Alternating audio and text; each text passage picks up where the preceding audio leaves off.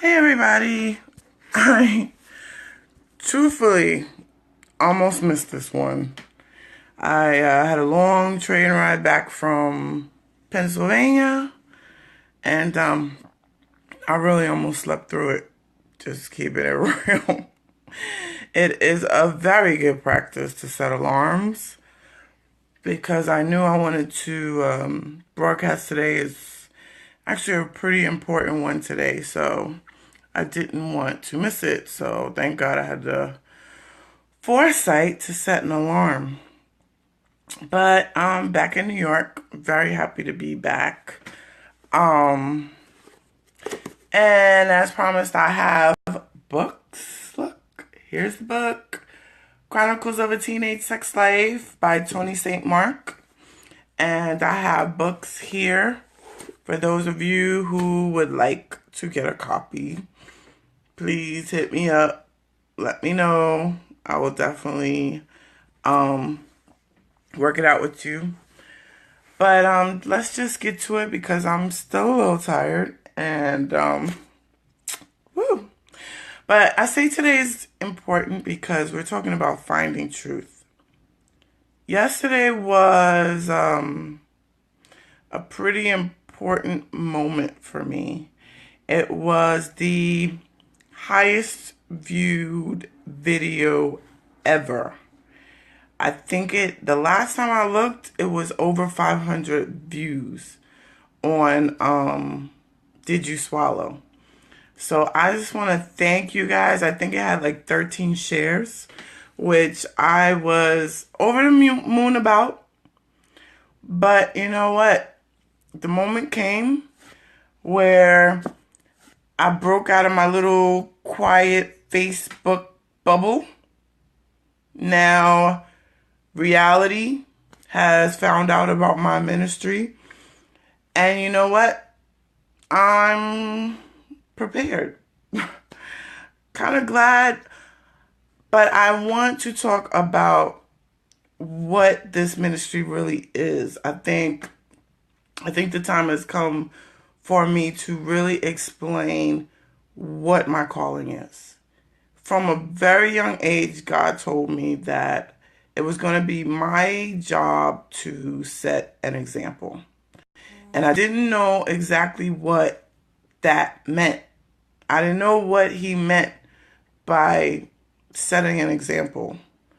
But now I realize, now that I am not so caught up in church and having a pastor breathe down my neck and have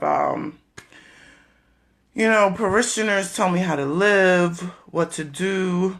I realized that what God was telling me is that, we talk about wolves in sheep's clothing, but I'm a sheep in a wolf's clothing. It's time for me to walk into the wolf's lair and tell him that it's not okay for him to continue to devour God's sheep. And it's something that very few people are willing to do. So there are going to be people who hate me. There are going to be people who despise me. There are people who look at me in judgment and say, how are you a teacher? How are you a Christian? And you're so worldly. Here's the thing. I am just being who I am. And in the midst of being who I am, I realize that there are people hurting just like I was. And when I see the hurt, I have to do something about it.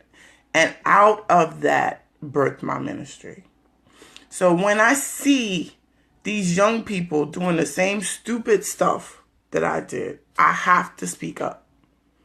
And it's so funny. Everybody quotes Jeremiah said it's like fire. They sing the song. But I don't know if you actually know what it feels like to have a calling on your heart and run away from it. Because I've been writing this book for 15 years.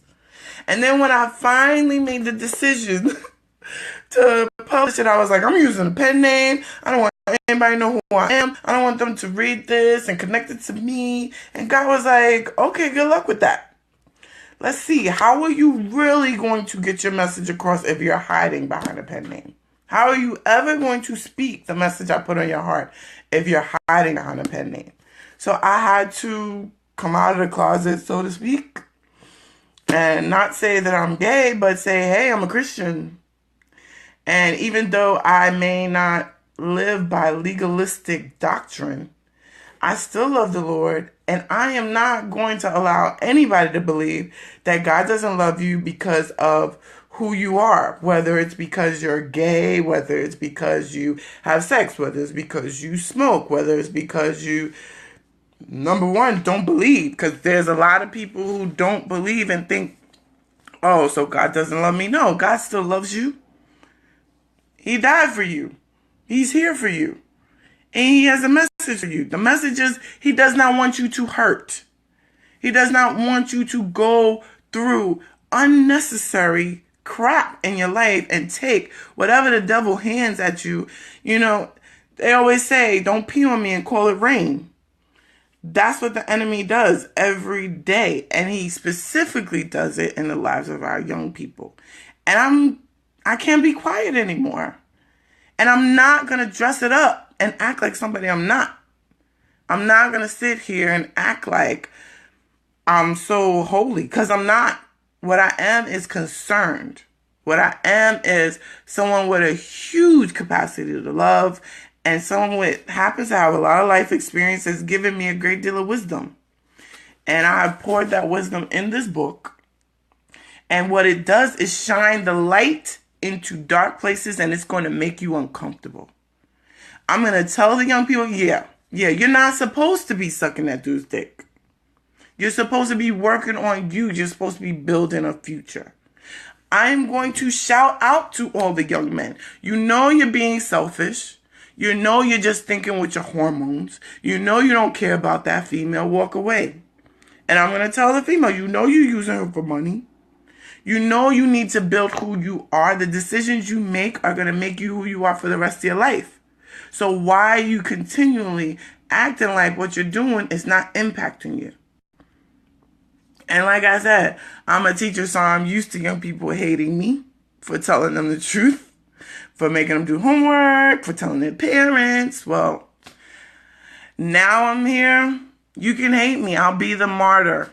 You can share it with everybody and talk bad about me. But when you are in your room by yourself and you hear this message, you need to take a minute and think, what kind of decisions are you making for your life? What kind of things are you doing? And are you doing them thinking that they are not going to impact you?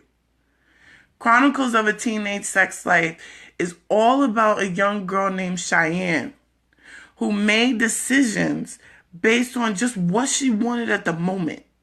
And chiefly, she wanted acceptance and love. So she would just go about it any kind of way. And it impacted her in the worst way possible. She lost her soul. She lost her sense of self. She lost her virginity. She lost some friends. You know, she really, really damaged herself. And I can tell you, it is not a total and completely true account of my life, but it is definitely based on my life. And I can tell you the things that I've gone through were so hurtful that it took years for me to come back from. Years of my parents loving me back, my friends loving me back, God taking me through, you know, from glory to glory to glory, going into counseling, doing things that I had to do to get myself back. And my prayer, God, from the bottom of my heart, my prayer is that I can hinder at least, I know everybody says if I can get one, I want more than one, okay? I want droves of young people out of the mouths of the enemy. I'm sorry. I'm not satisfied with just one. Yeah, I love y'all and one is important, but I want droves of young people to come to their senses and say, I'm not doing this anymore. This generation is crazy. It's not okay to just go off and abuse people. I mean, the bullying, the sexual activity, just the abuse. It's just, it has to stop. And I'm not going to be satisfied if just one person says, I need to make a change. I'm not going to be satisfied until I change the generation. I'm not going to be satisfied until the generation changes. And when they have kids, we see a change in their kids. And when their kids have kids, we see a change in their kids. I'm not going to be happy until every young person that I come across in the classroom and out of the classroom looks at me and says, dang, Miss Blades, you telling the truth. You know what I'm saying? I let this dude, get some. I slept with him, and you was right. It wasn't even worth it. Or some dude says, I really liked her, you know what I'm saying? And I just got this job. I gave her my whole paycheck, the whole time. That's all she wanted. If I would have listened to your video, that never would have happened. I could have used that money for my college fund. That's my dream. That's why I'm here. That's why I don't give a flying fuck about how this video is shared. Because I am here. I'm not stopping. I am here. I am real. I'm not curbing it. I'm not changing myself. I'm going to be who I am. And the message is so real and it's coming at you. So if you're not ready, that's too bad. Because I'm still coming. So I am finding truth and I am shouting it loud, and I am coming in the dark places and I'm shining a floodlight. That is what I'm doing. And I'm really hoping that you guys will jump on board with the Tony St. Mark movement. If you know a young person, you know I'm telling the truth. You don't have to go far. All you have to do is know one, and you see the difference. Those of you who are my age, I'm 41 now. Those of you who are my age, you know how much different it is, and we were wild. I was crazy when I was younger, but it's even worse than when I was younger. I told you this book is off the chain and it's based on my life. So I see even worse out there. And now that we have social media, we have kids chronicling how crazy it is and putting it up for all the world to see. Regardless, yes, I'm 41, Pastor Mark. And I can't sit by and act like I don't have a ministry for youth anymore. I can't sit by quietly and act like I don't have a message anymore. I can't let my shortcomings and my issues hinder the message that God has. So I'm pushing this book. I'm hoping that you guys will not only get a copy, but also share it with a young person. I'm finding that breaking through the wall to young people is harder than I had anticipated because all my friends are old. That's right. I'm calling y'all old. I see y'all looking. I see who's watching, and y'all are my friends, and y'all are old. So we're not getting to the target audience, even though, yes, there are some 30, 40 somethings that need to hear this message and cut it out. Yes, I am aware of that. But the message I have is for the young person, and I want to break through to them so that when they become our age, they won't have STDs. They won't have, to go back to school after quitting because they were caught up in some mess. They'll already have their degrees. They'll be productive citizens. This is my dream, people. And I'm going to push. I'm going to follow it. So thank you guys so much. I am going to be posting every Friday, Saturday, and Sunday. I am committing to that from here on out. And it's 9 o'clock is the time, provided I don't fall asleep again. And I will be coming at you with truth. Like I said, I am the sheep with wolves clothing, going straight into the lair, straight into the heart of the enemy. Yes, Bella, every weekend. That's the goal. I am trying every weekend to do this because I'm creating a movement. And if you don't push, you're not going to have movement. You have to put some force behind it in order for it to move. And guys, those of you who pray, I'm asking for you to really, really pray. Especially those of you who like to fast, feel free. Because I felt it yesterday. I felt the anger of the enemy. When I wasn't making any headway, it wasn't that bad. But now that this message is starting to move, over 500 views. Oh yeah, the enemy was mad about that. He was really mad about that. He tried to come at me through my students. And you know what? I'm still here. I've never been scared of the enemy. I'm not going to be scared now. So I need you to cover me in prayer and fasting. I need you to share these videos without fear. I know a lot of Christians are scared to even be connected with me because I'm not your typical oh yeah, I'm spirit-filled too. I am not the norm, so I know a lot of Christians don't want to be connected with this book. But if you are unafraid, please share. Thank you.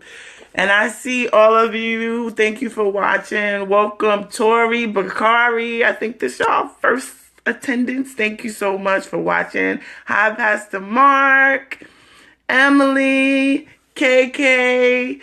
Oh my God, Miss Yanga Patty, it's nice to see you here. And I noticed when I go back and look at the videos, there were some people that were there that I didn't even see at the time. So if you're here and I didn't mention you, I am so grateful that you are here. And I go back and I see that you were here and I'm so grateful. So please share. We got 13 shares last time. If we can beat that number, and please, friend Tony St. Mark, like the Chronicles of a Teenage Sex Life page and get your copy. If you want a copy directly from me, inbox me and I will definitely get you one. And I will see you tomorrow night. It's going to be good. Love you guys. Bye-bye.